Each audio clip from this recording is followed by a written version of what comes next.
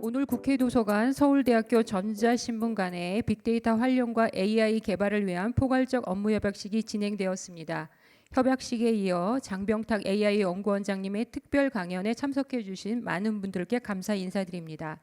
이번 강연은 특별히 유튜브 라이브 방송을 통해 실시간으로 중계가 됩니다. 국회 도서관에서 강연을 유튜브 방송으로 내보내는 것은 처음입니다. 코로나19와 지역적 거리 차이로 인해 강연에 직접 참석하기 어려운 분들도 좋은 강연을 함께 들으실 수 있도록 이런 자리를 마련했습니다. 유튜브 라이브 강연 중 궁금하신 내용을 채팅창에 적어주시면 문의사항을 모아 Q&A 시간에 질의응답하겠습니다.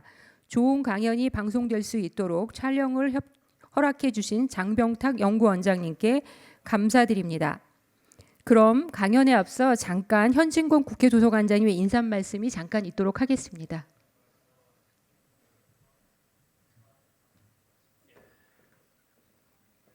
국회 도서관장입니다. 오늘 굉장히 뜻깊은 날입니다. 서울대학교하고 전자신문 이렇게 해서 앞으로 국회 도서관에서 구축하고 있는 이런 많은 정보, 빅데이터를 이 4차 혁명 시대를 이끌어 나가는 그런 라인에 따라서 저희들이 제공할 수 있게 돼서 국가적으로나 저희 개인 우리 도서관 입장에서 굉장히 영광으로 생각합니다. 이런 뜻깊은 날에 또 아울러 우리 서울대학교 AI 연구 원장님이신 장병탁 원장님께서 우리 국회 구성원들을 위해서 우리 AI 마인드를 확실하게 또 심어 주시기 위해서 이런 또 귀한 자리 마련해 주셨습니다. 먼저 감사드리면서 우리 박수로서 환영해 주시기 바랍니다. 감사합니다. 감사합니다, 원장님. 네, 오늘 강연자이신 장병탁 AI 연구원장님을 소개해드리겠습니다. 장병탁 AI 연구원장님은 서울대학교에서 컴퓨터공학을 전공하신 후 독일 본대학교에서 컴퓨터공학 박사를 취득하셨습니다. 인공지능과 딥러닝 분야에서 서울대학교 포스코 석좌 교수이시고 2018년도 국가연구개발 우수성과 100선에 선정되셨습니다. 현재는 서울공과대학교 컴퓨터공학 교수이시며 동시에 서울대학교 AI 연구원장을 역임하고 계십니다. 오늘 강연은 도서관, 디지털을 넘어 AI로를 주제로 AI가 가져올 미래 일자리를 강연해 주시겠습니다. 큰 박수로 맞아주시기 바랍니다. 네, 안녕하세요. 안녕하세요. 오늘 제가 말씀드릴 내용은 사실은 포괄적으로 AI의 최근 발전 동향 이런 걸 살펴보고 그다음에 많이들 우려하시는 부분이 이제 일자리 문제하고 AI가 어떤 관계에 있는지 여러 가지 긍정적인 부분, 사실은 부정적인 부분도 있고요. 이런 부분까지 고려해서 한번 최근 AI 동향을 살펴보겠습니다.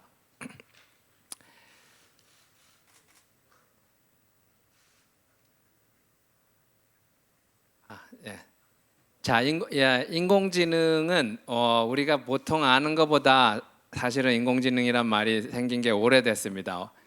언제쯤 생겼는지 한번 여쭤봐도 될까요? 몇 년 정도 인공지능이란 말이 만들어진 지가 몇 년 정도 되는지 혹시 한 번만 게스를 해보시겠습니까? 40년, 60년, 80년 이 정도로 1, 2, 3으로 할게요. 40년, 60년 정도, 80년이요. 다 비슷비슷하게 있으신 것 같은데 정확하게는 환갑이 조금 지났습니다. 1956년이니까 64년 됐습니다. 60년이 가깝죠. 그래서 꽤 오래됐고요. 1956년이면은 언제쯤이냐면 사실 우리가 쓰는 IBM이 오래된 컴퓨터 회사인데 IBM이 이제 상용 컴퓨터를 만들기 시작합니다. 그때쯤입니다. 그래서 컴퓨터라는 게 나와가지고 2차 대전 때 컴퓨터가 나왔는데 보통은 계산하는 기계였죠. 그 다음에 나중에 이제 비즈니스나 우리 국회 도서관처럼 도서관 업무 가장 기본적인 서류 업무 이런 걸 봤는데 이 컴퓨터를 가지고 생각하는 기계를 만들려는 시도가 인공지능의 출발입니다. 생각하는 기계, 사람처럼 생각하는 논리적으로 사고하는 기계를 만들려고 했고요. 되게 야심찬 프로젝트였는데 그래서 초기에 이제 많이 투자가 됐다가 사실은 부침이 있습니다. 한 80년대쯤 한번 산업화를 하긴 합니다. 그게 이제 전문가 시스템이라는 거고 전문가 시스템은 어떤 거냐면 사람의 전문 분야 전문 지식을 좁혀가지고 사람이 아는 지식을 컴퓨터한테 넣어줌으로 인해서 지식을 많이 쌓아가지고 그 분야의 전문가처럼 의사결정이나 진단 같은 거를 할 수 있는 의사를 흉내내는 이런 시스템을 개발했고 사실은 성공해서 산업화를 했습니다. 그게 지식 기반 이제 전문가 시스템이라고 하는데, 근데 이 방법의 이제 단점은 뭐냐면 사람이 아는 만큼만 기계가 똑똑해질 수 있습니다. 우리가 아는 지식을 넣어줘서 똑똑하게 만드는 거니까. 근데 또 하나의 단점은 사실은 어떤 경우는 우리가 아는 지식을 저도 잘 모를 수 있습니다. 그래서 사람이 아는, 그러니까 의사 선생님들이 병을 진단하시긴 하는데 내가 왜 그렇게 진단을 하는지 물어보면 사실은 잘 설명하기 어려울 수도 있어요. 그래서 그런 게 한계였었습니다. 그래서 이제 한번 빙하기에 들어갑니다. 인공지능이 80년대. 그래서 그 빙하기가 꽤 길었는데 한 2, 30년이 됐는데 재미있게도 이제 그 사이에 빙하기에 조용하게 과학적 방법론을 도입합니다. 인공지능이 지난 한 2, 30년 동안 조용히. 그게 뭐냐면은 지금 우리가 잘 아는 머신러닝, 이제 그게 피크를 이루는 게 딥러닝 이런 기술이고, 또 하나는 의사결정을 하는데 예전에는 디터미니스틱하다 그러는데 결정론적으로만 의사결정을 했는데 사람은 사실은 그러지 않죠. 그래서 확률적인 계산을 하는 이런 그 계산 방법이 연구가 됩니다. 그래서 머신러닝하고 확률적인 계산하는 거. 그 다음에 또 하나가 이제 90년대부터 인공지능이 지능형 에이전트라는 걸 연구합니다. 약간 로봇의 개념이에요. 그래서 예를 들면 인터넷 웹이 나오자 웹에 다니면은 쇼핑몰을 돌아다니면서 가격을 비교해 가지고 싼 가격에 좋은 물건을 골라주는 이런 움직이는 로봇의 개념입니다. 소프트웨어 로봇, 인터넷을 돌아다니는 로봇. 우리가 흔히 봇이라고 부르죠. 그런 것들이 이제 90년대 말부터 나오기 시작했고, 근데 그때는 인공지능이 침체기였기 때문에 사실은 AI라고 얘기를 일부러 안 했습니다. 요즘하고는 다른 현상이에요. 그때는 AI를 연구해서도 AI라고 이야기를 좀 안 할 때였습니다.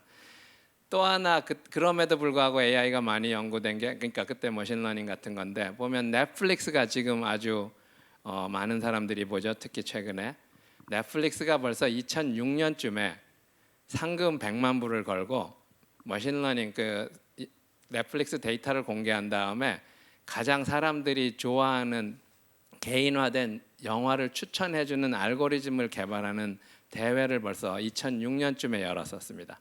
그러니까 이미 그때부터 벌써 머신러닝이 이미 쓰였던 거죠. 상용화 수준에. 물론 지금 같은 딥러닝 같은 이제 기술까지는 아니었는데 그래서 조용히 연구가 되어 있었고, 그러다가 사실은 그냥 머신러닝이 오래 연구한 건데 때를 만난 것 같습니다. 그 때를 만난 게 뭐냐면 어마어마한 데이터입니다. 그 데이터가 언제부터 시작됐냐면 이미 인터넷 웹이 나온 게 언제쯤인지 혹시 아세요? 웹이 나온 게 보통은 한 94년 정도로 칩니다. 아마존이 언제 창업했죠? 아마존이 생각보다 일찍 창업한 회사예요. 구글보다 빨라요. 94년에 창업했어요. 웹이 나오자 이카머스, 전자상거래 같은 걸 하기 위해서 아마존이 벌써 창업을 했습니다. 어마어마한 데이터, 거래가 일어나는 데이터가 생기죠. 그 다음에 구글이 98년에 창업합니다. 검색 엔진으로 세상을 지배하죠. 그 다음에 그러니까 인터넷 웹이 나오고 문서가 되고 도서관이 이제 디지털화되기 시작합니다. 국회 도서관도 그런 것처럼.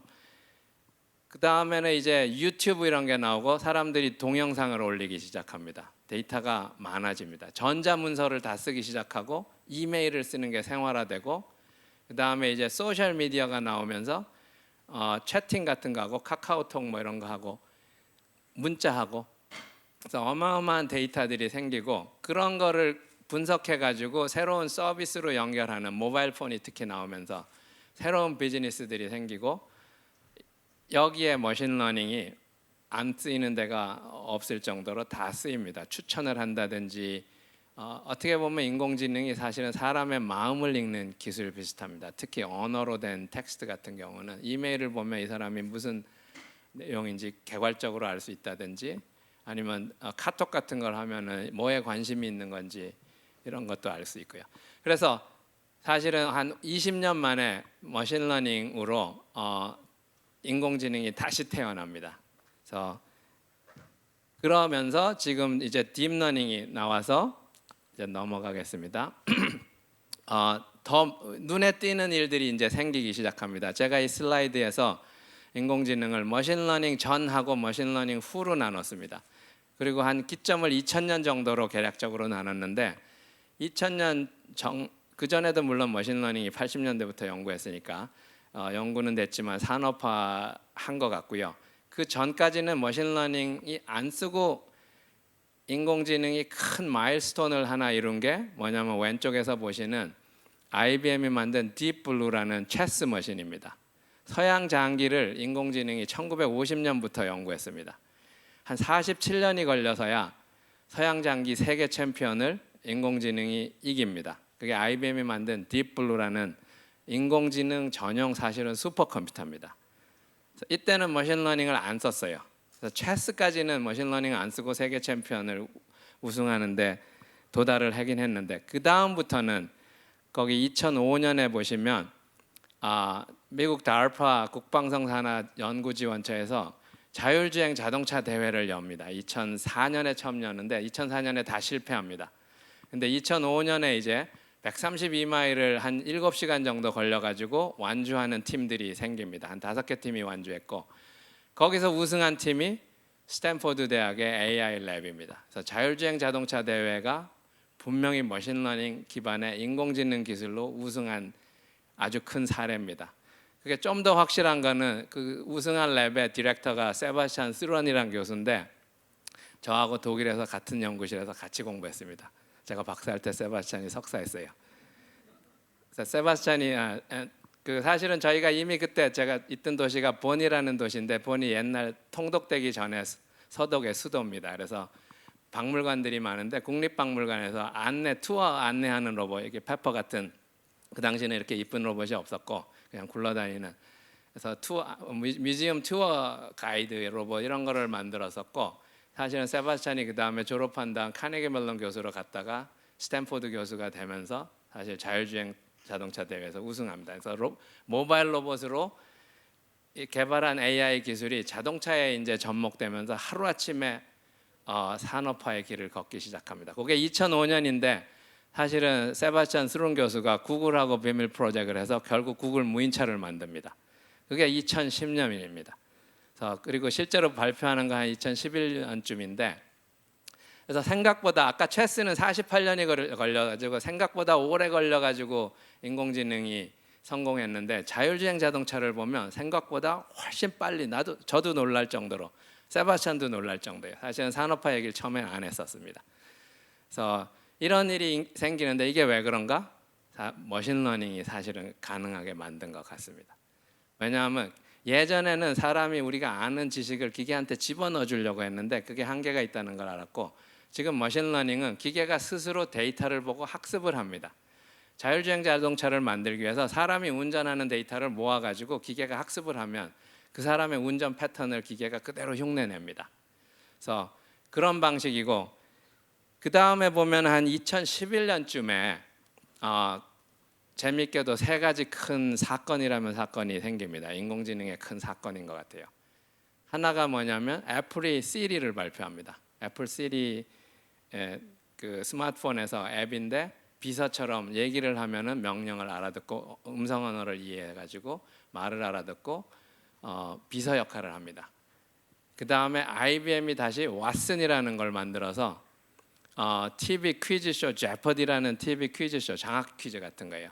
거기서 역대 챔피언 2명을 꺾고 우승을 합니다. 거기 지금 슬라이드의 가운데 있는 그림이 왓슨이 대회에서 우승하는 장면인데 거기 보시면은 확률을 계산하죠.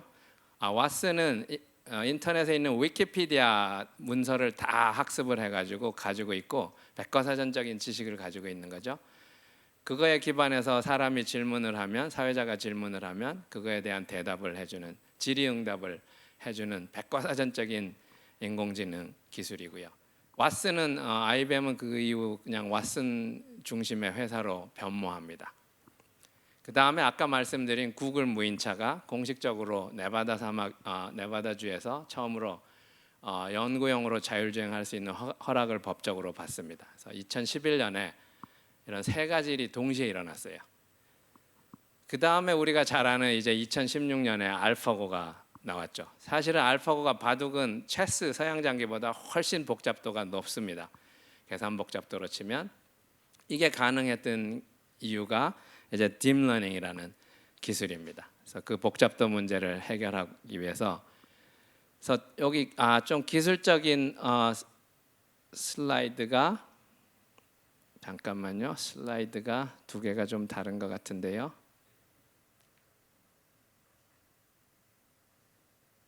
다음 슬라이드가 잠깐만요. 슬라이드가 잘 안 넘어가네. 요걸로 하겠습니다.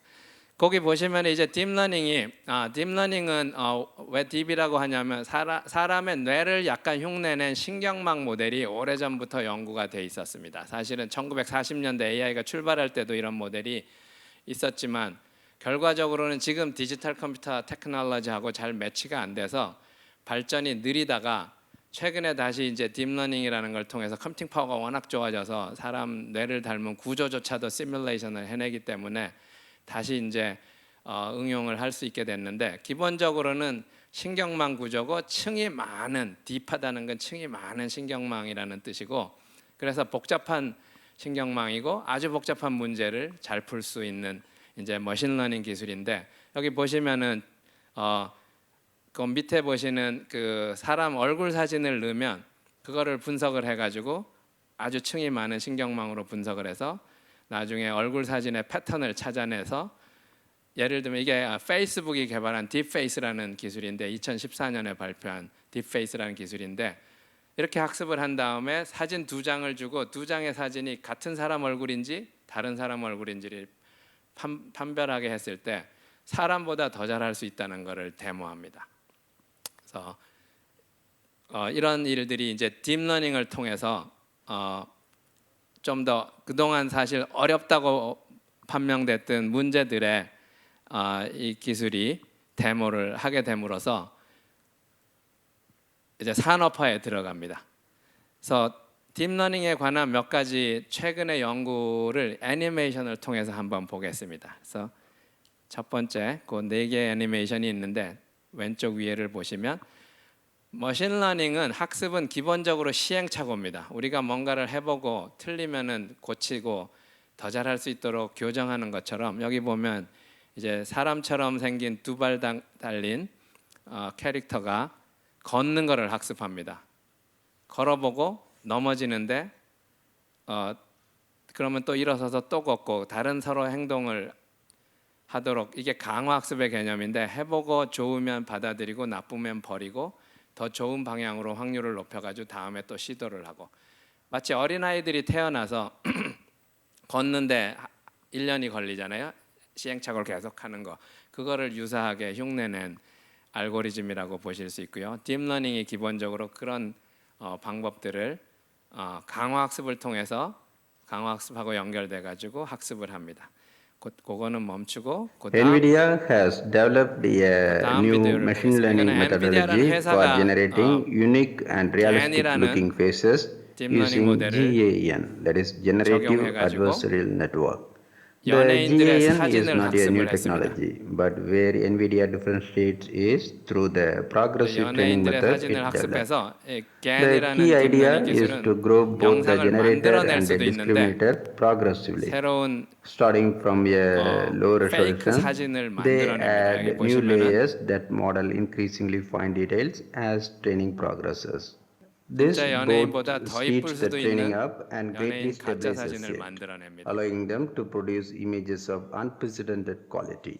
NVIDIA 사실은 took a 알파고가 database 새로운 of 바둑의 photographs 수를 of famous 찾아내는 것도 people 이거 유사합니다. and 여기 used 그림을 that to 보시면은 train its 사진이 막 system. By 변형이 working 되면서 together, 새로운 게 the neural 만들어지는데 networks were 알파고가 able to 새로운 수를 produce 막 fake images that are nearly 뒤지면서 그 중에 indistinguishable 좋으면 from real human 그걸 또 photographs. 받아들이고 나쁘면 버리고 더 좋은 거를 계속 찾아가지고 학습하는 거하고 그거를 시각화한 거하고 개념적으로는 유사합니다.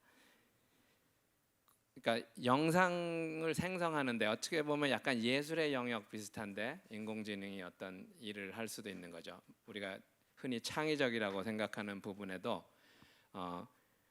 학습을 통해서 새로운 사진을 만들어냅니다. 그 다음에 보시는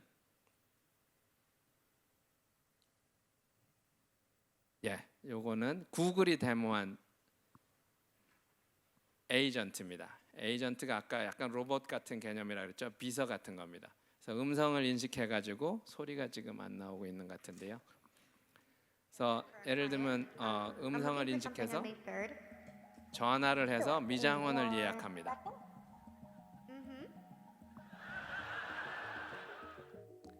그 다음에 말을 하는 것이 이게 딥러닝이 잘하는 건데 그 사람 목소리에 정말 하는 것까지 추임새까지 흉내를 낼 수 있고요. 아주 자연스럽게 사람 목소리를 흉내내서 전화를 걸어서 El Cocotero, how may I 실제로 help you? 미장원이나 식당 예약이나 이런 것들을 대신해주는 This automated call will be recorded. Can I book a 에이전트 table for 로봇의 Tuesday the 개념입니다. 12th? Okay, cool. We've always been thinking about how should the 여기까지만 하고. system kind of 뭐를 Hey, Jin Young, did you have a good day at school? Hi, Pepper. It was okay. For now. Well, what game were they playing? 그 다음에 이제 서울대에서 개발한 여기 보시는 페퍼 로봇이 And 사실은 뽀로로 만화 영화를 학습을 한 We 다음에 served fish for dinner. 뽀로로 만화 영화에 대해서 우리가 말로 질문을 하면 영화를 같이 보면서 만화 영화를 보면서 질문을 하면 영어로 대답을 해주는 이렇게 함으로써 아이들이 예를 들면 여기 페퍼 로봇하고 같이 놀면서 뽀로로 보면서 뽀로로에 대해서 얘기를 영어로 하는 그래서 영어를 공부할 수도 있고 영어 교육을 할 수도 있는 그런 예 중에 하나고요. 저기 보여드리는 거는 저희가 로보컵에 나가서 그때 여기 있는 오페아 로봇인데 오페아가 데모를 했던 거고요. 그래서 그거 관련해서는 다시 한번 영상을 보시겠습니다. 지금 여기 있는 페퍼 로봇이 가정 환경에서 어떤 일들을 지금 수준으로 할 수 있는지 영상을 한번 보시겠습니다.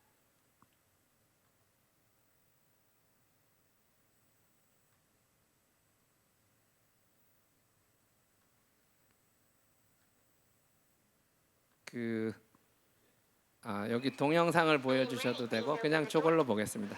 마찬가지니까 이게 저희가 그 나고야에서 있었던 로보컵 대회에 나가서 우승할 때 했던 한 가지 시나리오 장면입니다.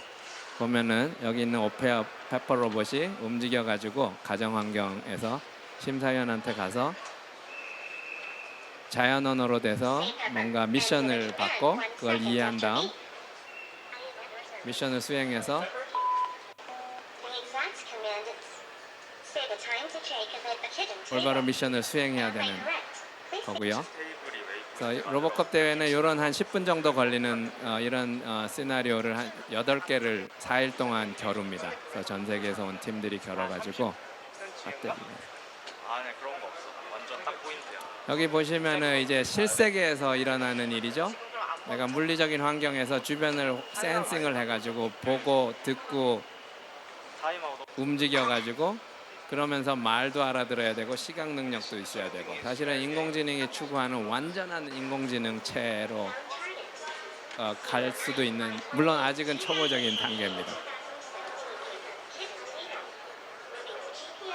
그래서 AI가 이제 어느 정도 딥러닝 이런 걸 통해서 발전하니까 이런 대회가 최근에 생겼고요. 로보컵 대회는 원래는 인공지능 커뮤니티에서 이미 97년에 만들었습니다. 아까 말씀드린 세바스찬 스룬이나 이런 사람들도 주로 축구하는 거에 주로 참가했었고요. 축구하는 로봇을 만들었는데 최근에 이제 가정 환경에서 유용한 가사 서비스 같은 것도 이제 시도하려는 이런 시도의 일환으로 이런 대회가 열렸습니다. 그래서 인공지능이 좀 더 이제 생활에 다가가기 시작하는데 그 기술적으로는 보통은 한 2012년 정도가 아까 2011년에 많은 일들이 일어났는데 그러면서 딥러닝이 이제 브레이크스루를 이룬다고 생각한 게 많은 사람들이 받아들이기 시작한 게 2012년입니다. 어떤 대회가 있었냐면 여기 보시는 장면인데 물체 인식이 여전히 어려운 문제였었습니다.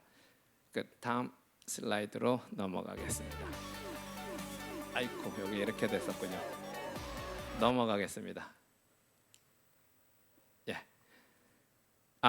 그래서 여기 보시는 영상 사진을 120만 장을 저런 사진 실제 사진들을 120만 장을 모아놓고 거기에 물체가 1000가지가 어떤 게 있는지를 알아맞히는 대회가 2010년부터 열렸는데 2010년 11년에는 영상 처리를 오래 연구해온 대학교 연구실들이 우승을 했습니다. 당연하죠. 근데 2012년에 어떤 일이 생겼냐면 영상 처리 전문가가 아니고 그냥 머신러닝 데이터를 가지고 학습만 하는 딥러닝 이런 연구를 하는 그룹이 그게 캐나다에 있는 힌튼 그룹인데 그 그룹에서 이 대회를 우승을 합니다. 그것도 상당히 격차가 벌어지는 성적을 내고 우승을 합니다.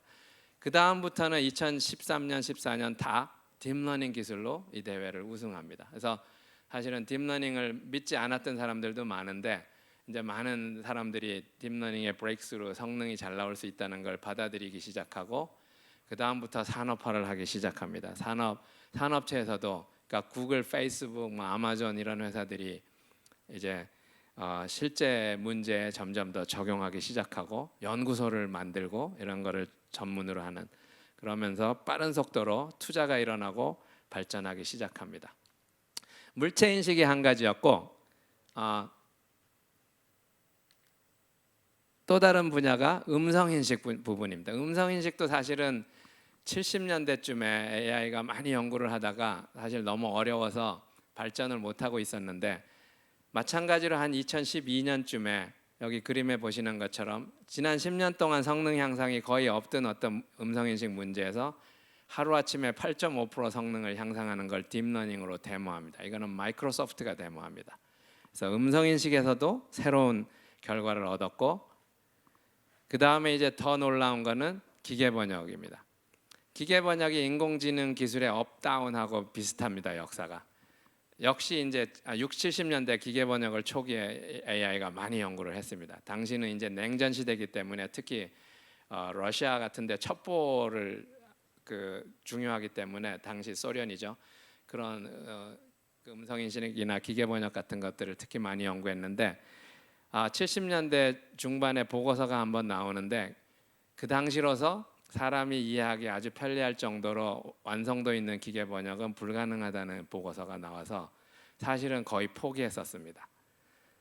근데 2000년대 들어서 구글이 이거를 머신러닝식으로 시도를 합니다. 완전히 다른 방식이에요. 옛날 방식으로 하면 기계번역을 할 때 사람들이 주어 동사 목적어 분석한 다음에 영어를 한글로 번역한다면 주어를 순서를 대치하고 바꾸고 우리가 아는 문법 지식을 가지고 변환을 해가지고 룰을 집어넣어서 기계 번역을 하려고 예전에는 시도했습니다. 그래가지고는 우리가 쓸만한 기계 번역 성능을 못 얻었는데 2000년대부터 구글이 머신러닝식으로 그냥 번역에 된 문장의 예를 주고 기계가 알아서 변환하도록 하는 이런 시도를 시작했고 그게 이제 한 2017년에 여기 보시는 것처럼 딥러닝을 써가지고 한번 크게 기계 번역 성능이 크게 한번 점프합니다. 구글 Neural Machine Translation, 그러니까 신경망을 써가지고 딥러닝 방식으로 기계 번역을 한 이런 예로 상당한 성능 향상을 이룹니다. 그래서 기계 번역도 아주 좋은 성능을 최근에 이뤘고요. 딥러닝을 통해서. 그 다음에 우리가 잘 아는 알파고가 2016년에 역시 데모를 됐죠. 바둑의 문제는 계산학적으로 보면 10의 한 170승이라는 어마어마한 공간을 탐색해야 되는 바둑의 수를 다 뒤지려면 여전히 그 누구도 어떤 컴퓨터, 어떤 슈퍼컴퓨터도 아직 그 바둑의 수를 다 뒤진 컴퓨터는 존재하지 않습니다. 여전히 뒤질 수 없어요. 아무리 빠른 컴퓨터를 쓴다고 해도. 그럼 알파고는 어떻게 했느냐? 사실은 찍습니다. 그걸 다 뒤지는 건 불가능하기 때문에 아까 제가 말씀드렸죠. 머신러닝 플러스 확률적인 계산을 AI가 연구를 많이 했다고. 그래서 이게 몬테칼로 시뮬레이션 뭐 이런 건데 가능성이 높은 데를 확률적으로 계속 학습을 하면서 확률을 높이고 찍습니다. 그래서 찍는데 워낙 기억력도 좋기 때문에 기계는 한번 좋은 수를 발견하면 기억하기 때문에 그거를 계속 기억하고 계속 새로운 수를 발견하고 하면서 학습해서 결과적으로는 지금까지 인류가 발견하지 못한 바둑의 수를 기계가 발견을 한 거고 결국은 이세돌을 이길 정도까지 도달합니다. 그러니까 그 기술적으로는 보면 아까 앞에서 페이스북이 얼굴 인식하는 기술을 데모했는데 바둑판을 마치 얼굴 인식하는 거하고 똑같은 기술, 거의 똑같은 기술입니다. Convolutional Neural Net이라는 이제 기술인데 바둑판을 결국은 분석을 해가지고 어마어마한 복잡한 패턴을 다 찾아낸 다음에 어느 수를 현재로서 두는 게 가장 이길 확률이 높은지를 사실은 찍습니다. 그 찍는 거를 끊임없이 학습을 통해서 찍는 거고, 물론 이제 실제 알파고는 이거보다 좀 복잡한 알고리즘 강화학습이라는 개념으로 여러 가지 시행착오를 하면서 탐색을 해가지고 좋은 걸 발견하면 다시 기억하고 그 다음에 새로운 수를 계속 찾아가지고 더 좋은 걸 찾아내고 하는 과정을 계속 반복을 합니다. 그 다음에 어떤 바둑판의 모양이 얼마나 좋은지를 평가하는 것을 끊임없이 개선을 합니다. 그래서 그 value function 무슨 policy function 그러는데 사실은 약간 경제학적인 심리학적인 용어하고도 상관이 있고요, 뇌과학하고 상관이 있습니다.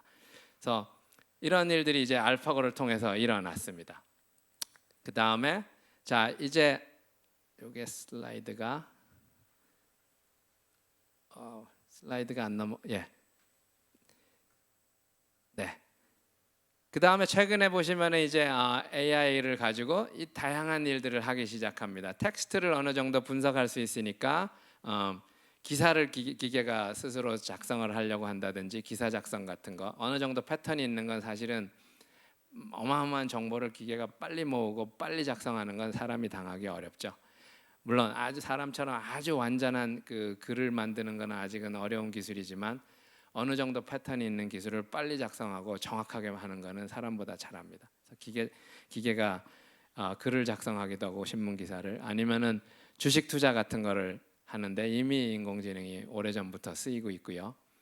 그 다음에 사이언스에도 많이 쓰입니다. 휴먼 지놈 프로젝트 이런 걸 통해서 이미 1990년대부터 인간 유전체, 사람의 유전체를 분석하는데 머신러닝이 이미 초기에 기여를 많이 했고 지금 같으면 이제 드럭 디스커버리, 그러니까 신약 개발 같은데 이게 어마어마한 다 데이터, 실험실에서 생기는 쌓이는 데이터에 기반한 거고 거기 있는 패턴들을 찾아서 어느 신약 후보 물질이 더 좋아 보이는지 이런 후보 물질을 미리 기계가 찾은 다음에 나중에 실험을 통해서 확인하는, 그러니까 가설 공간을 줄여주기 때문에 사람이 하면은 실험으로는 도저히 할 수 없는 시간이나 경비나 여러 가지 노력 때문에 이거를 기계가 알파고가 새로운 수를 막 발견하듯이 좋은 드럭의 그 분자 구조 같은 거를 기계가 계속 뒤져가지고 더 좋은 구조를 찾아냅니다. 이런 일들이 일단 사이언스에서도 적용이 됩니다. 그 다음에 제가 시계가 안 보이는데 혹시 시간이 지금 혹시 보이나요? 몇 분 정도? 잘 안 25분 정도. 예. 몇 시에 끝나면 되죠? 4시 반. 네, 알겠습니다. 자, 그래서 조금 전반적으로 지금 그러니까 인공지능이 사실은 오래 험한 길을 업다운이 있었는데 최근에 딥러닝을 통해서 그동안 풀지 못했던 아니면 시도조차 하지 않았던 문제들을 이제 막 건드리기 시작합니다. 사실은 용기가 생겼습니다. 그 이유는 뭐냐면은 사실은 아까 말씀드렸지만 사실 데이터가 많아져서요.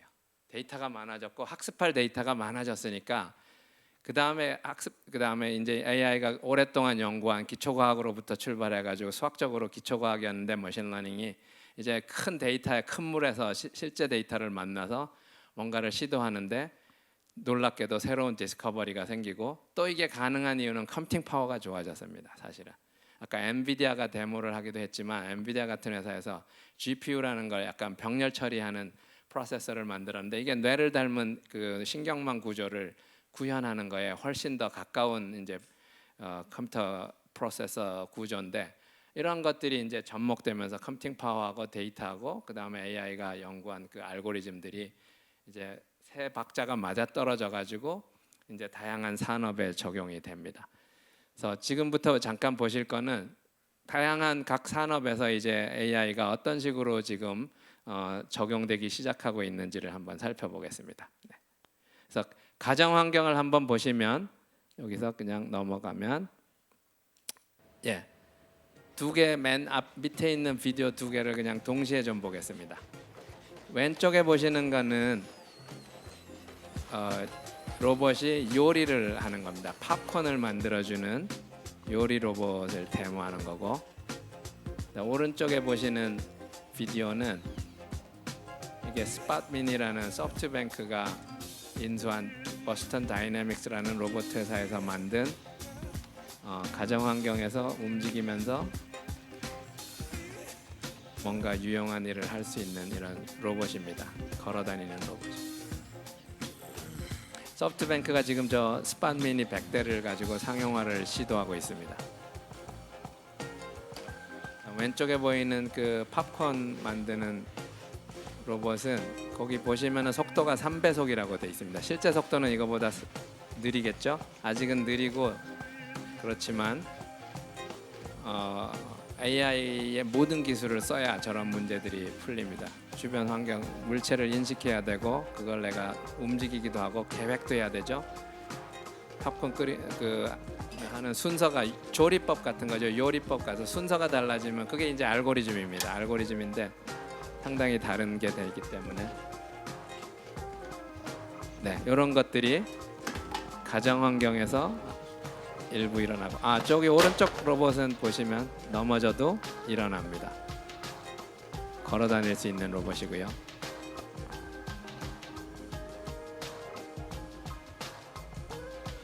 네, 이 정도만 넘어가겠습니다.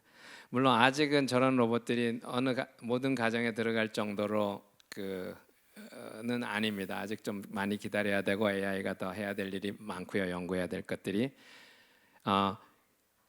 그 다음에 이제 학교를 보면은 특히 지금 같이 이제 코로나 사태나 이런 걸 통해서 점점 온라인 교육이나 이런 것들이 일어나면서 제가 보기엔 AI가 해야 될 일이 훨씬 더 늘어나는데 교육이 그 중에 큰 분야 중에 하나일 것 같습니다. 그냥 아이들이 예를 들면 태블릿을 가지고 공부를 한다고 하면 선생님이나 어머니보다도 아이들이 뭐를 잘하고 뭐에 흥미 있고 하는지 더 잘할 수 있습니다. AI가 그래서 훨씬 더 효과적으로 효율적으로 공부를 시켜줄 수도 있고 물론 아이들이 받아들인다면요. 그래서 재밌게 만들어야 되겠죠.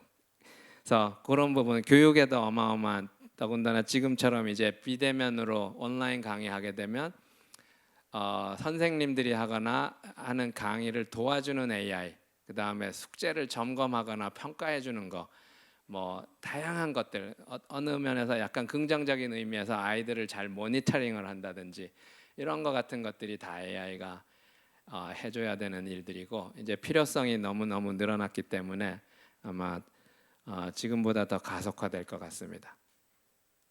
그 다음에 병원에서 이미 많이 쓰이고 있고요. 환자 데이터나 이런 것뿐만 아니고 심지어는 수술하는 로봇 뭐 이런 것도 등장했죠. 이미 상용화된 로봇이 있습니다. 그 다음에 건강 관리, 그다음 스마트폰이 나오고 이렇기 때문에 우리 일상생활에서 이제 활동한 거 이런 것들이 제 스마트폰에 다 기록이 되니까 하루 칼로리를 얼마 소모했는지 몇 보를 걸었는지 이런 거 같은 거 기본적으로 지금 다 관리가 되니까 AI가 이거 분석하고 그 다음에 어떤 거를 추천하고 자기 전에 운동을 더 하라는지 뭐 이런 추천까지도 해줄 수 있고 음식 먹은 거 같은 거를 잘 기록을 할 수 있다면 지금은 그걸 기록하는 게 아직은 AI가 잘 못합니다. 사진 찍어서 딱 예를 들면 올려주면은 칼로리가 얼마고 무슨 음식이 뭔지 다 바로 정확하게 판단하면 좋은데 아직은 그렇게 정확하게 판단하는 건 잘 못합니다. 그런 것들이 아마 조만간 이루어질 일들인 것 같고요.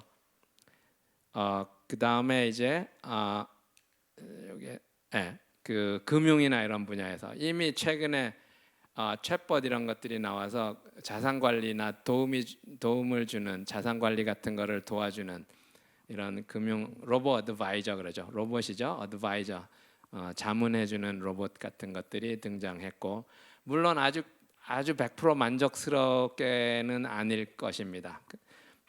그 다음에 이제 투자 같은 거 할 때 투자를 자문해주거나 이미 금융 회사들이나 투자사들은 이런 AI 기술을 오래 전부터 쓰고 있습니다. 근데 보통은 잘 알려지지 않습니다. 왜냐하면 보통 AI 기술 같은 게 잘 알려지지 않는 데가 금융이나 국방이나 이런 데는 알려지지 않습니다. 비밀에 붙이기 때문에 많은 부분들이.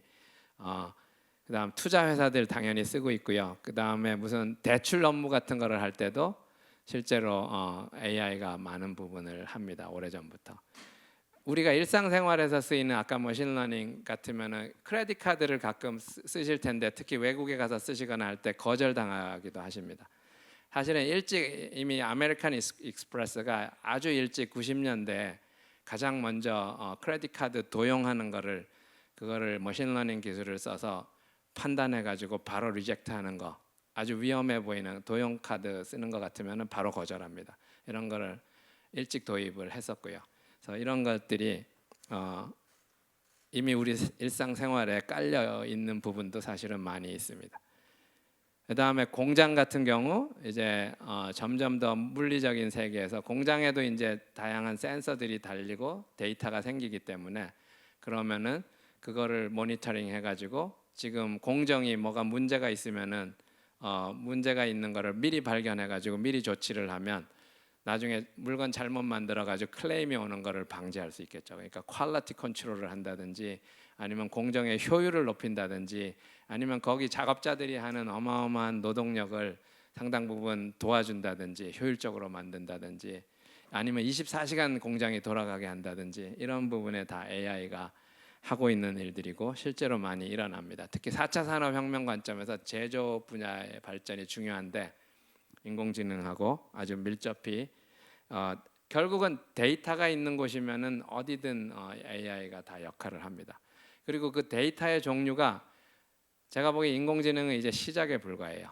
왜냐하면 지금까지 빅데이터라고 해서 나온 데이터는 지금부터 생길 데이터에 비하면 극히 일부에 지나지 않습니다.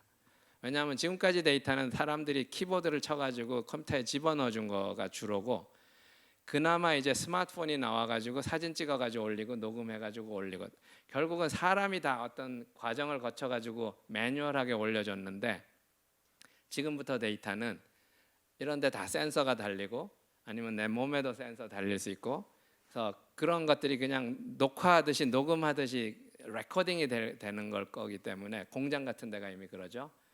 지금 저희가 강연을 지금 녹음하듯이 이런 거를 다 분석하면은 사실은 어마어마한 지금까지 생각하지 못한 그 서비스들이 생길 수 있고 데이터 종류나 양으로 지금까지의 데이터는 크기로 보면 비유할 수 없을 정도로 아직 극히 작습니다. 그래서 AI는 정말로 제가 보기 아직 이제 시작인 것 같습니다. 그러니까 페퍼가 여기 돌아다니면서 공간을 이해하고 센싱하고 하면서 뭔가를 한다고 생각하시면 지금까지의 데이터하고는 상당히 다른 그러니까 실세계에서 일어나는 일들입니다. 그래서 이미 공장이 그런 거가 오고 있고 병원도 오고 있고 어떻게 보면 학교도 오고 있죠. 그래서 조금 더 보시면 최근에 가장 많이 변하는 게 예를 들면 물류 창고 같은 데입니다. 특히 지금 코로나 사태 이런 걸 통해서 더 그렇죠. 많은 사람들이 이제 온라인으로 주문을 합니다.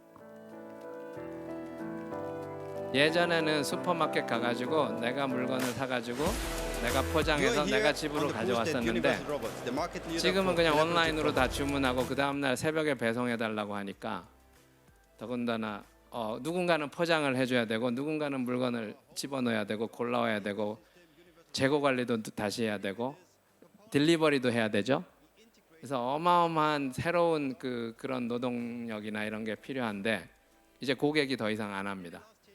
그래서 그런 부분들이 로봇화가 많이 빨리 일어나고 있고요. 여기 보시면은 이제 팔 형태로 이건 조금 빨리 가겠습니다. 그 다음에 창고에서 물건을 날라서 정리하는 거. 이미 아마존은 오래전부터 한 2014년부터 키바 로보틱스라는 회사를 인수해가지고 완전히 무인화했습니다. 아마존 창고를. 그 다음에 피크 타임에 밤 사이에 어마어마한 물건을 패키징 해가지고 딜리버리 해야 되니까 이게 사람으로 하는데 한계가 많습니다. 그 다음에 최근에 보면은 이제 조그만 로봇들이 예를 들면 빵 같은 거조차 이 부드러운 빵 같은 것도 잡아가지고 포장을 한다든지 이런 일들까지 그다음에 심지어는 도시락 같은 거 이렇게 패키지하는 거, 뭐 치킨 같은 거 딜리버리 하기 위해서 뭔가 하는 거, 이런 것들이 아직은 완전 상용화까지는 아닐지 모르지만 최근에 많이 연구되고 있고 산업화하기 시작합니다. 예, 특히 물류나 창고 같은 것들이요. 그다음에 이게 계속 좀 잘 안 되는데 넘어가겠습니다.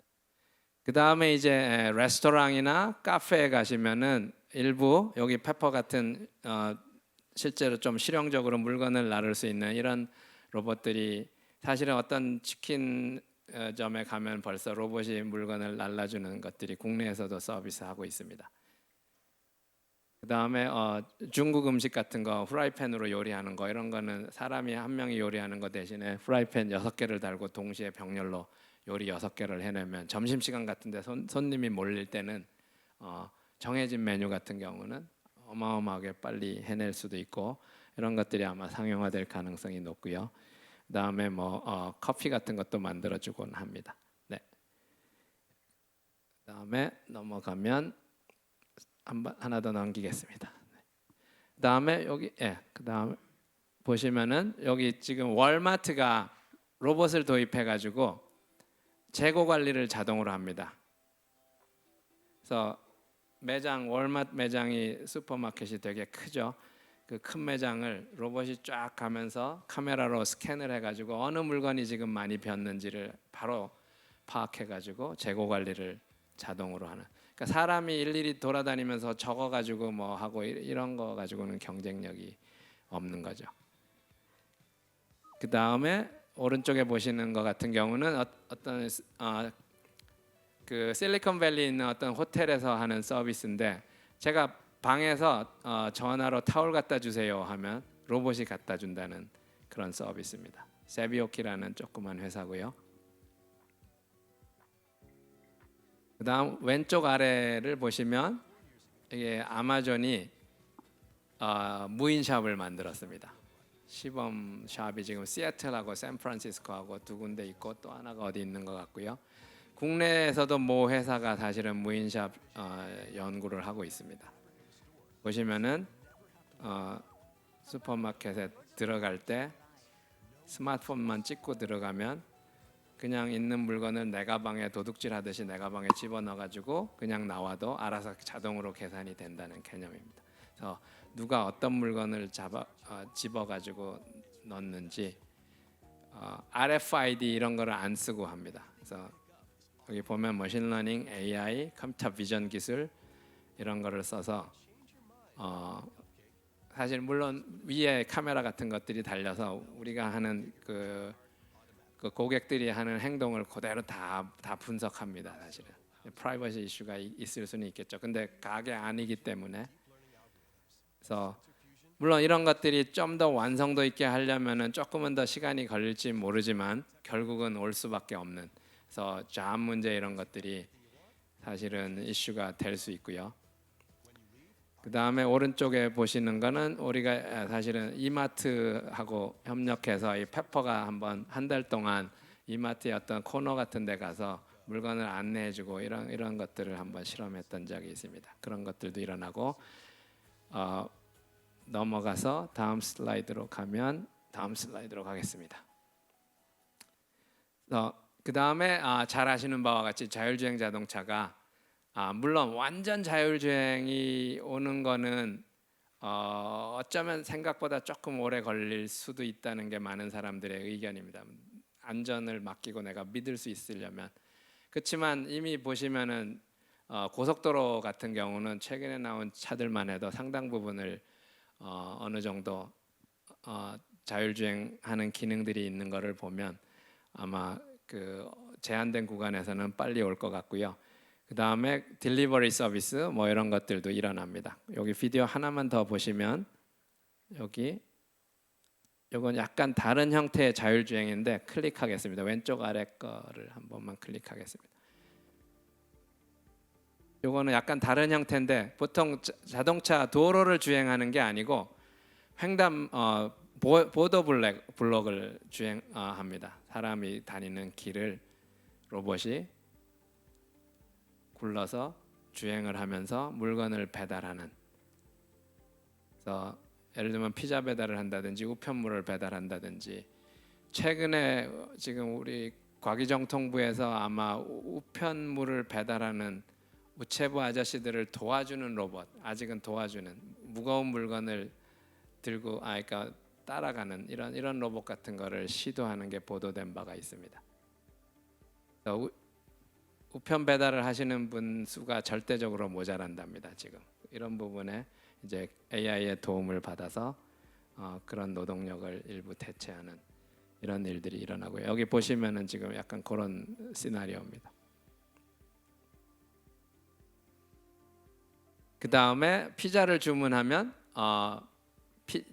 자동차 안에서 로봇이 있어가지고 가면서 피자를 만들어주는, 주문하는 피자를 아주 따뜻하게 내가 피자 가게를 방문해가지고 바로 주문해서 따뜻한 거 먹는 것처럼 배달 음식을 받는데도 그 자리에서 요리한 거를 먹는 것과 같은 그런 피자헛 같은 데서 그런 실험을 하고 있고요. 그래서 네, 넘어가겠습니다. 이 클릭이 왜 잘 안 되죠? 조금 넘어가겠습니다. 그래서 모든 분야의 에너지, 물류, 국방, 보안, 사실은 모든 분야에서 아까 말씀드린 것처럼 데이터가 있으면 AI가 그걸 가지고 학습을 해서 뭔가 새로운 서비스로 연결하고 의사결정하고 판단하는 일들을 합니다. 그래서 이게 이제 약간 산업의 동향이었고, 마지막으로 잠깐 제가 시간을 내서 조금 한번 말씀을 나눈다면, 자 이제 그 점점 더 AI가 우리 생활 속으로 가까이 다가오게 됩니다.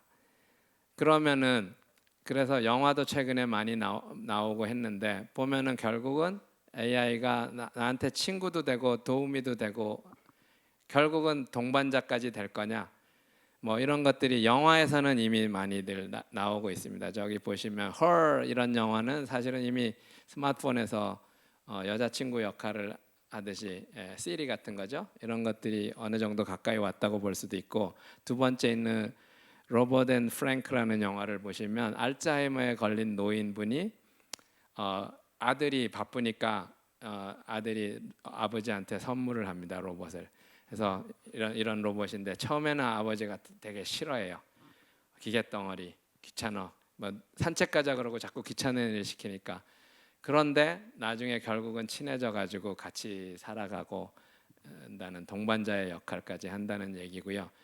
물론 이제 지금 기술로 보면은 막 걷는 거나 어떤 물건을 다 잡는 거 이런 거는 아직 로봇 기술이 하드웨어가 좀 부족해서 조금은 더 시간이 걸릴지 모르지만 일부에 있어서는 상당 부분 독거노인이나 이런 분들한테는 도움이 있는 부분들이 충분히 있을 수 있는 게 아마 조만간 올 수도 있는 것 같습니다. 그 다음에 다른 영화 같은 것들 사이언스 픽션이긴 한데 한 번씩 보셔도 좋을 것 같습니다. 사실 제가 제일 좋아하는 거는 바이센테니얼 맨이라는 영화인데 정말 사이언스 픽션인데, 이제 로봇이 나중에 인간이 되게 해달라고 법원에 청원을 합니다. 근데 거절당합니다. 이유는 사람은 죽는데 너는 로봇 기계니까 죽지를 않기 때문에 인간으로 허락을 할 수 없다고 하니까 결국은 사랑하는 사람하고 200년을 살고 그냥 죽음을 택한다는 이런 얘기고요.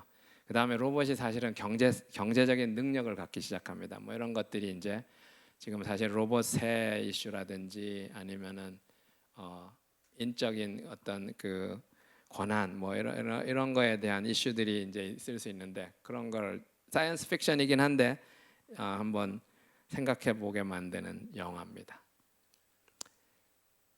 넘어가겠 슬라이드가 그래서 많은 분들이 약간 우려하는 게 그래서 이렇게 기계의 지능이 빨리빨리 발전하면 컴퓨팅 파워도 좋아지고 언젠가는 사람 지능을 능가하는 거 아니냐, 그리고 그렇게 되면 위험한 거 아니냐에 대해서 사실은 우려를 많이 하십니다.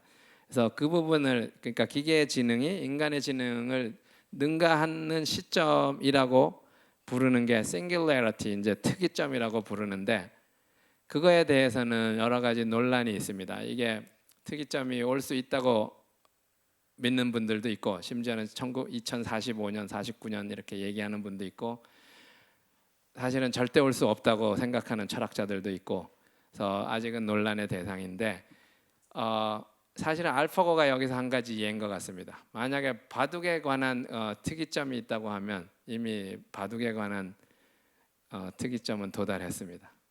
근데 우리가 일반적으로 지능이라고 얘기할 때 바둑만 정말 잘 두는 게 사람 같은 지능이라고 보지는 않죠. 그런 면에서는 아직은 그런 특이점이 온 건 당연히 아니고요. 이제 결과적으로는 근데 많이 발전하면서 여러 가지 중요한 이슈들이 등장합니다. 내가 자율주행 자동차에 정말 내 몸을 완전히 맡기고 내가 잠을 잘 수 있을까? 그런 안전성 같은 게 정말로 보장이 될 수 있으려면 중요하죠. 그 다음에 저기 보이는 것처럼 환자를 로봇이 이렇게 들어가지고 날라드리는데 내 몸을 거기다 맡길 수 있을까? 안전성을 아주 중요한 문제고요. 그 다음에 직업 문제, 일자리 문제를 결국 일부는 기계가 대체할 수밖에 없죠. 그 다음에 또 하나가 이제 그거는 조금 이따 좀 더 살펴보겠습니다. 그 다음에 부익부 빈익빈 효과가 더 극심해질 수도 있습니다. 그래서 부를 소유한 사람이 똑똑한 AI를 먼저 소유하고 그걸 통해서 더 부를 축적할 수 있는 기회를 먼저 가질 수도 있기 때문에 그런 문제들 같은 것들이 어쩌면은 조금 더 선제적으로 우리가 미리 생각을 해야 될 부분이기도 합니다. 그 다음에는 영화에만 주로 나오는 얘기긴 한데 심지어 터미네이터 같은 게 나와서 인류를 위협하는 이런 로봇이 혹시 나올 수도 있지 않느냐. 아직 기술적으로 보면 전혀 염려를 안 해도 되지만 경우에 따라서는 근데 이제 국방이나 이런 데서 버튼을 기계가 AI가 자율적인 의사결정을 해서 누르게 만든다고 하면 어마어마한 위험한 일이 생길 가능성도 있기 때문에 버튼 하나 잘못 누르는 거로 인해서 그런 것들은 사실은 생각은 해야 되는 문제인 것 같습니다. 네. 일자리 문제만 잠깐만 한번 살펴보자면 그래서 제가 역사적으로 한번 여기 슬라이드를 한번 찾아봤습니다. 자동차가 1900년, 1910년쯤에 많이 등장합니다. 1910년에 저기 뉴욕의 5번가인데 보시면은 이미 마차가 다 없어지고 한 1910년 전후에 해가지고 자동차들이 이렇게 등장하는데 한 50년 지나가지고 보시면은 자동차 1세기죠. 지금은 더 말할 것도 없고. 그러니까 1900년쯤으로 생각해 보면 마차가 사라지고 마부가 없어지고 대장간이 없어지고 일자리가 다 없어지는 거죠. 그렇긴 하지만 결과적으로는 자동차 공장이 생겼고 거기에 새로운 노동자들의 일자리가 생겼고 그 다음에 거기 또 사무 직원들도 생기고 새로운 산업이 된 거죠. 결국은 한 50년 이런 긴 세월로 보면 어마어마한 새로운 산업, 새로운 일자리가 오히려 창출됩니다.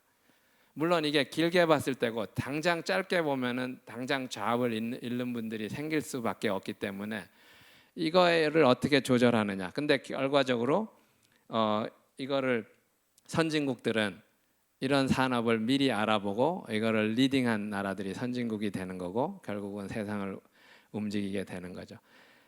비슷하게 컴퓨터를 한번 보면 제 전공인 1950년 정도에 보시면은 저기 전화 교환원들이에요.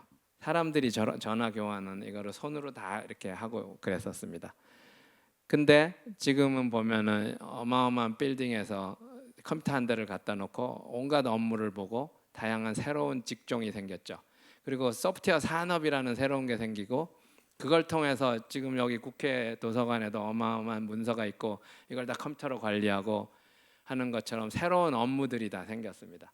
그래서 새로운 산업이고 새로운 업무고 조금만 길게 보면 어마어마한 새로운 일자리들이 창출되는 거고 그 예전에 우리가 하던 업무는 좀 더 하기 싫거나 좀 힘이 들거나 이런 것들은 이제 기계한테 점점 맡기는 거죠. 그래서 마찬가지인 것 같습니다. 제가 보기엔 AI도 마찬가지인데 결국은 사실은 AI를 통해서 가장 빨리 없어질 수 있다고 보는 직업은 단순 사무직, 문서 가지고 하는 거. 그다음에 반복 작업하는 거, 그다음 정형화된 일, 그다음에 어쩌면 24시간 해야 되는 거, 사람이 하기 싫어하는 거, 못 하는 거, 이런 것들은 빨리 AI화 될 가능성이 높고 이미 일어나고 있습니다. 아마 이 코로나 사태나 이런 거를 통해서 더 가속화될 것 같고요. 그렇기는 한데 보시면은 앞으로 어마어마한, 지금은 어쩌면 상상도 우리가 못하는 새로운 직종들이 기다리고 있습니다. 그거를 빨리 발굴해서 먼저 새로운 산업으로 만들고 사회를 바꿔나가고 우리 생활을 더 편리하게 만들고 하는 아마 국가들이 다음에 선진국이 될 것 같고요. 그런 산업으로 몇 가지를 보면은, 예를 들면 AI를 지금 온갖 데 적용하려고 하는데 어떻게 시작해서 어떻게 해야 될지 잘 모릅니다. 컨설팅하는 사람, 이런 그 AI 컨설팅 해가지고 산업에 어떻게 접목할 건지 하는 사람들이 지금 많이 필요한데 아직 별로 없습니다. 사실 저희 서울대 AI 연구원이 예를 들면 이런 사람들을 양성하려고 합니다. 기술도 알아야 되고 산업도 알아야 되는데 그 기술의 원리 정도만 알아도 됩니다.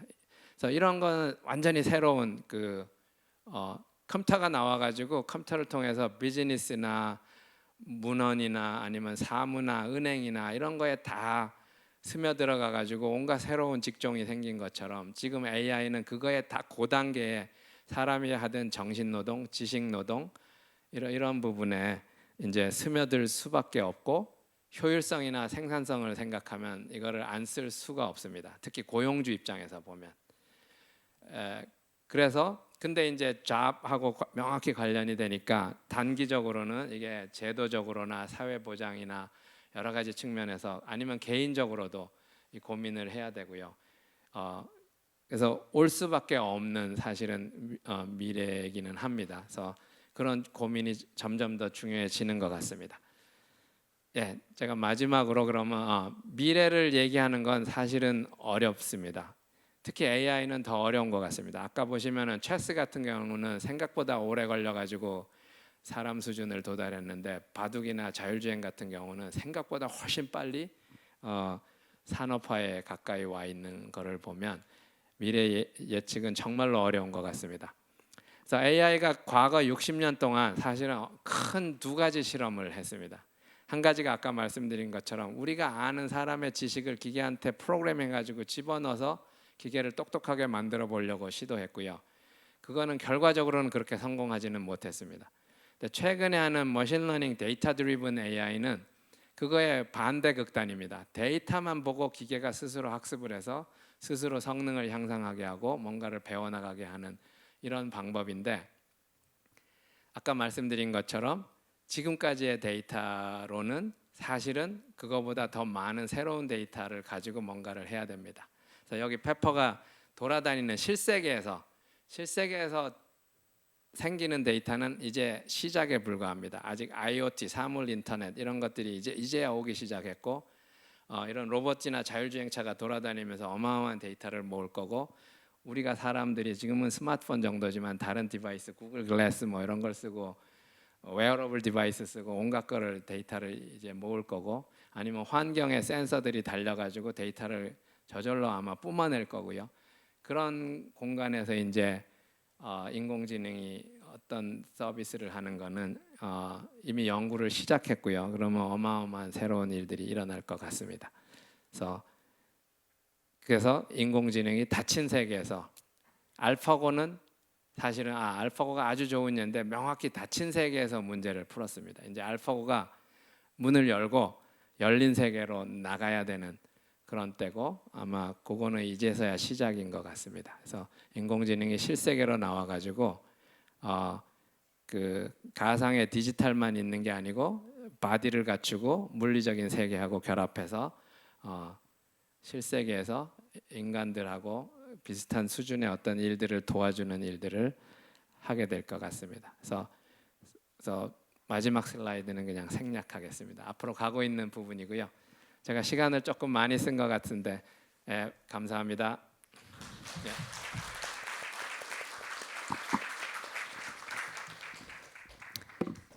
네, 원장님의 강연 잘 들었습니다. 그럼 장병탁 원장님과의 질의응답 시간을 갖도록 하겠습니다. 궁금하신 부분이 있으시면 손을 들어 주시기 바랍니다.